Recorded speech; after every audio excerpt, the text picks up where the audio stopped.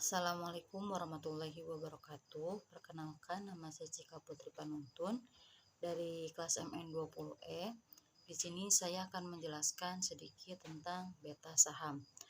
Menurut definisi, rata-rata tertimbang nilai dari semua pasar beta dari semua aset yang dapat diinvestasikan sehubung dengan indeks pasar tertimbang nilai adalah yang pertama, jika aset memiliki beta di atas atau di bawah satu menunjukkan bahwa pengembaliannya bergerak lebih kurang dari 1:1 dengan pengembalian portofolio pasar. Rata-rata beta adalah rasio lindung nilai dari investasi sehubung dengan pasar saham. Misalnya untuk melakukan lindung nilai terhadap risiko pasar saham dengan beta pasar 2,0, seorang investor akan kekurangan 2000 US dollar di pasar saham untuk setiap 1000 US dollar yang diinvestasikan dalam saham. Pengertian beta saham merupakan suatu pengukur volatilitas atau tingkat fluktuasi dari retur suatu sekuritas atau retur portofolio terhadap retur pasar dalam pasar modal. Beta pasar aset didefinisikan oleh regresi linear dalam tingkat pengembalian aset pada tingkat pengembalian pada indeks pasar saham atau biasanya tertimbang nilai, di mana ET adalah istilah kesalahan yang tidak bias yang kesalahan kuadratnya harus diminimalkan. Y intercept sering disebut sebagai alfa, solusi kuadrat terkecil yang biasa adalah di mana coba dan var adalah operator covariance dan variance. Beta sebagai operator linear.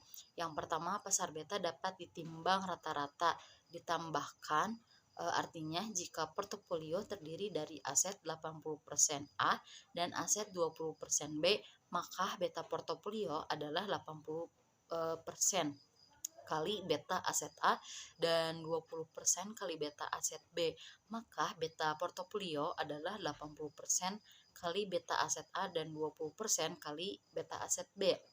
Yang kedua, pilihan portofolio pasar dan tingkat bebas risiko.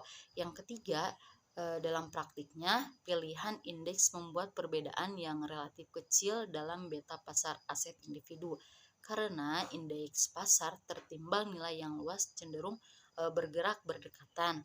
Yang keempat, akademis cenderung lebih suka bekerja dengan portofolio pasar tertimbang nilai karena sifat agregasinya yang menarik dan menghubungkannya yang dekat dengan CAPM. Yang kelima, patokan bahkan dapat dipilih agar mirip dengan aset yang dibeli oleh investor. Kemudian ada tujuan beta saham.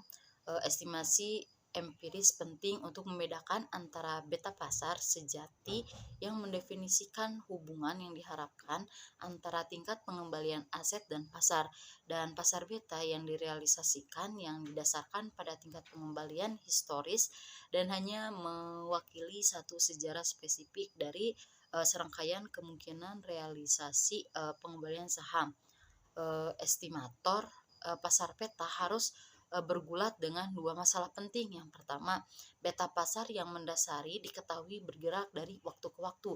Yang kedua, investor tertarik pada perkiraan terbaik dari pasar beta yang berlaku paling menunjukkan realisasi pasar masa depan yang paling mungkin dan bukan di pasar histori beta.